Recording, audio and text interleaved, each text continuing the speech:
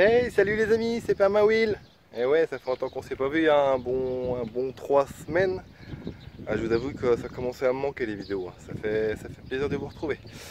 Donc aujourd'hui, donc comme je l'avais dit dans ma précédente vidéo, donc j'ai divisé mon jardin en 3 parties. Donc pour moi, c'est sûr, ça sera plus de travail.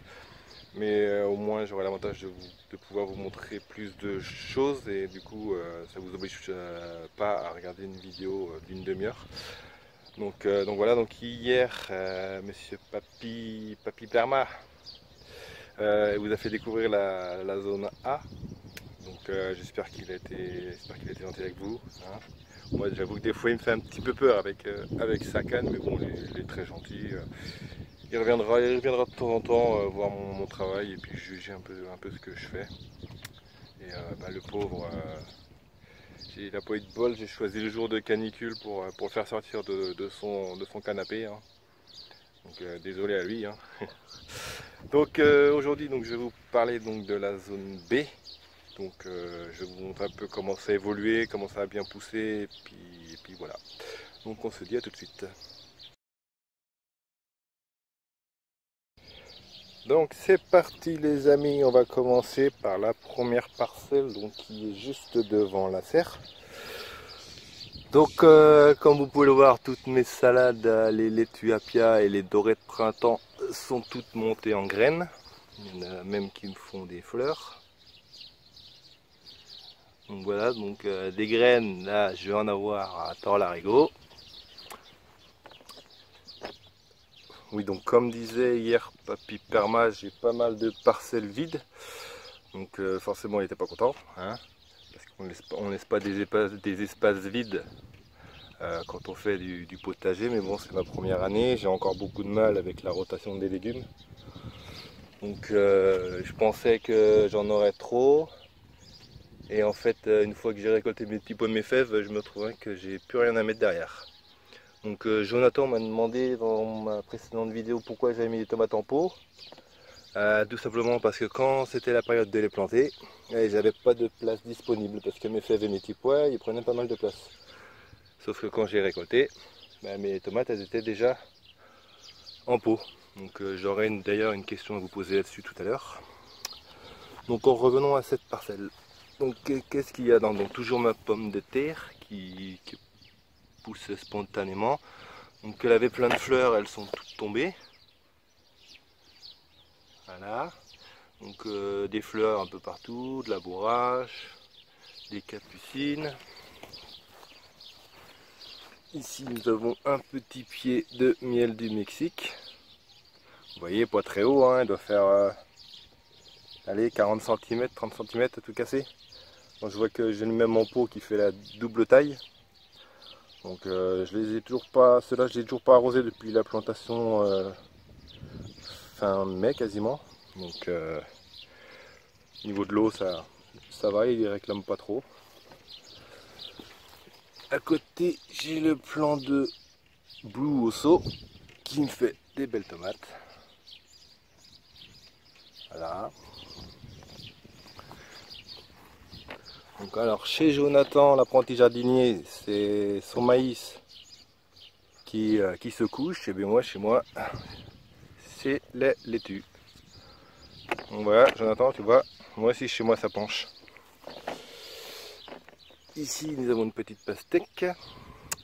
Donc voilà pour cette parcelle.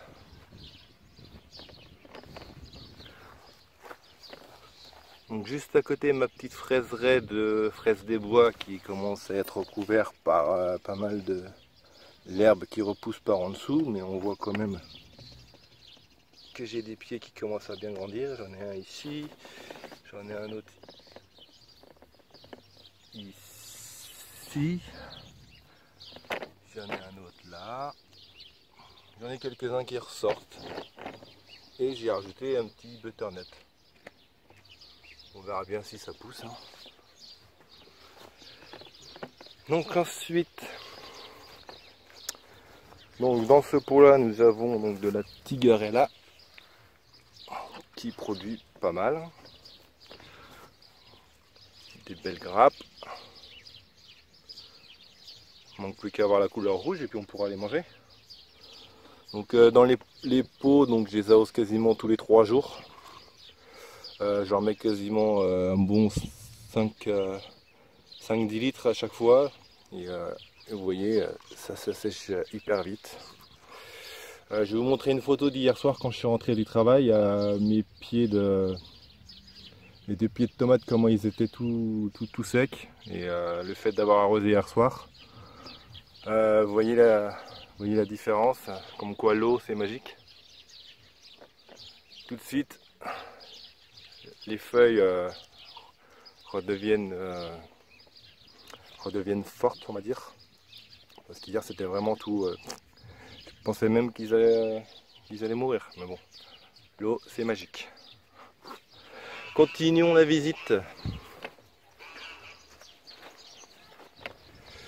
Donc ici mon ancien carré de pommes de terre. Donc avec mes tomates beauté blanche. J'ai pas encore de tomates dessus. Ici derrière c'est la Sweet Million. Pareil, pas de tomates. Ici nous avons donc la Panten Peak. D'ailleurs je me demande si je me suis pas trompé dans mon étiquetage parce que je vais vous montrer un truc. Donc ça c'est censé être, d'après mon étiquetage, des Panten Pink. Et je vais vous montrer l'autre là-bas.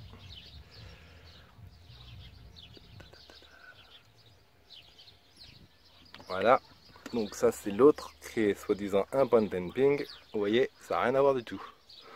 Donc soit je me suis planté dans mon étiquetage, soit je sais pas ce que j'ai fait quand j'ai fait mes semis. Donc affaire à suivre. Hein. Donc nous voilà sur ma la plus grande parcelle. Donc c'est pareil, toujours des espaces vides. Mais bon, dans la serre, je vous montrerai tout à l'heure, j'ai quelques réserves quand même à planter, mais c'est trop jeune pour l'instant. Donc qu'est-ce que nous avons? Donc nous avons ici un melon.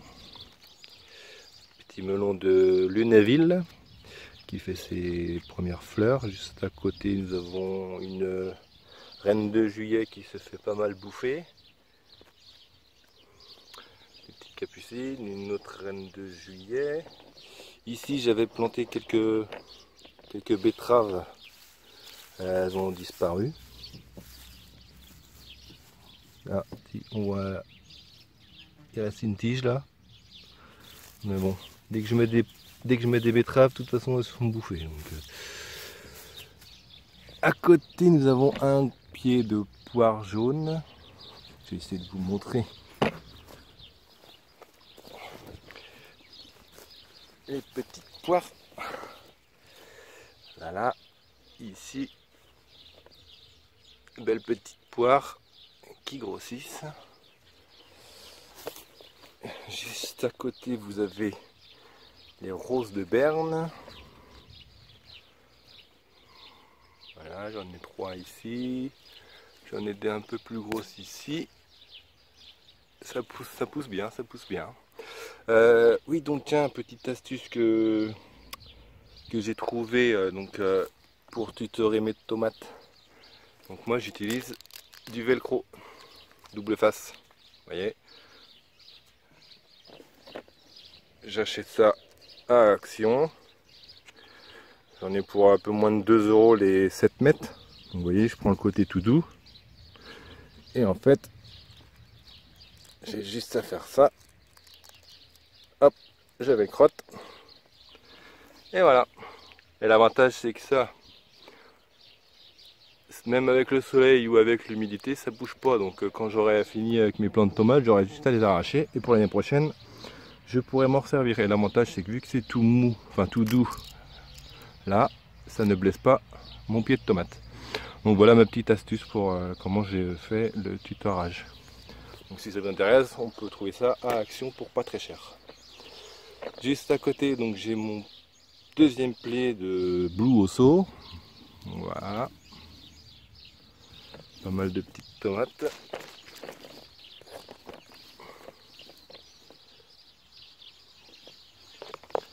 côté, j'ai mes épinards femelles que j'ai laissés en graines, donc j'ai enlevé tous les mâles, donc je vous montrerai ça juste après. Je vais vous montrer mon plus beau tournesol. Voilà. Qui s'est divisé en deux. Voilà, il va commencer à faire ses fleurs. Plutôt satisfait. Un beau gros tournesol, donc c'est le Mongolian Giant qui peut monter à 3 mètres, donc hâte de voir ses fleurs. En parlant de fleurs, une belle grosse bourrache ici. Juste au pied, mes petits pieds de cacahuètes qui sont à l'ombre. Toujours aussi rapide à pousser. Hein. Si je continue, ici nous avons de la Red Zebra. Tomate tardive il me semble, donc on va la laisser faire tranquillement. À côté, donc là où j'avais tous mes épinards et mes navets, bah, tout est vide. J'ai tout repaillé avec le gazon. J'ai quand même mis un petit pied de Butternut Waltman et un pied de brocoli, un petit fraisier qui pousse tout seul. Alors les amis, je vous avais dit que tout à l'heure j'avais une question à vous poser, donc c'est par rapport à mes tomates en pot. Donc comme vous le voyez, sachant que j'ai pas mal de place libre à droite à gauche, j'ai pensé à est-ce que si j'enlève tous mes plants de tomates des pots et que je les mets en terre, sachant que ça fait un mois qui sont en pot, est-ce que le système racinaire ne sera pas trop développé ou est-ce que la replantation en terre risque de jouer sur les plants? Donc pour l'instant je laisse comme ça, j'attends vos retours et dites-moi ce que vous feriez, parce que sachant que j'ai des plantes de tomates tardifs, je pense pas qu'ils vont tenir mes 15 jours de vacances au mois d'août sans eau. Donc sachant que moi là je les arrose tous les 3 jours, le mieux ça serait de les mettre en terre. Quand je fais un gros trou, je les mets dedans et ils supporteront mieux la chaleur que dans leur peau. Donc voilà, dites-moi ce que vous en pensez. Donc si on passe sur la butte centrale que j'avais fait, donc j'avais creusé un trou, du bois, des feuilles mortes, de la tonte de gazon et j'avais remis ma terre par dessus. Donc j'ai mis un melon, il fait pas mal de fleurs, et quasiment autant de fleurs qu'il y a de feuilles. Pas l'air de vouloir s'éparpiller celui-là. Un pied de maïs juste à côté. Si je continue, j'ai un pied de fraise qui commence à me faire des petits stolons que je vais bientôt pouvoir récupérer quand je verrai que j'aurai assez de racines ici. Je les mettrai en petit godet pour l'année prochaine. Nous avons un autre brocoli ici, quelques petites fleurs de lavande, un tournesol. J'ai mis du thym. Ici nous avons un autre Butternut Waltman qui tire la tête. Donc je ne sais pas s'il va repartir, mais il n'a pas l'air d'être en bonne santé. Donc c'est pareil, on le surveille. Et on va voir ce que ça dira avec le temps.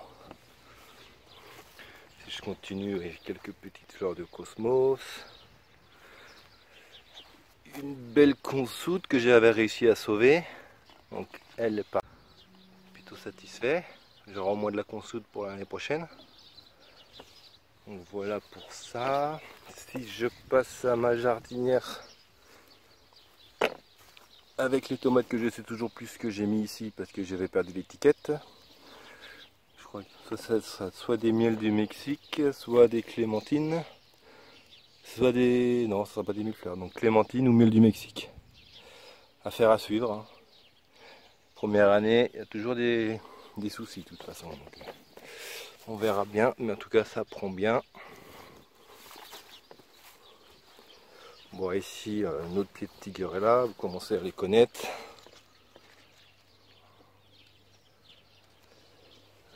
Pour ce qui est de la fraiseraie, c'est quasiment fini chez moi les fraises.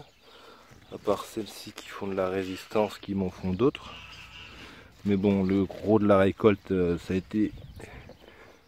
c'est terminé. Donc voilà, ici ma petite zone sauvage spéciale pour les pollinisateurs. D'ailleurs, un joli petit sphinx qui fait son petit butinage. J'essaie de me rapprocher, mais c'est pas garanti. Hop là! Voilà, monsieur le sphinx. Et ici, ça grouille d'abeilles. Je pourrais pas vous dire qu'est-ce qu'il y a comme fleurs, ça je ne connais pas. Bon, celui-là je le connais, c'est l'épillard des bois. Les fleurs blanches, je ne connais pas non plus, mais ça doit être commun, donc à mon avis l'application devrait les trouver. Pour ces fleurs jaunes, c'est pareil. Donc pour en revenir à ma petite parcelle, qui est normalement à l'ombre du chèvrefeuille, donc j'ai un autre pied de consoude, j'ai des choux-fleurs, un peu de bourrache, et un petit melon que j'ai mis en bouteille parce qu'il s'est pas mal fait bouffer, et il me refait des feuilles. Donc quand les feuilles seront assez grosses, je pourrai enlever la bouteille. En attendant, monsieur est en quarantaine. Mon petit poirier,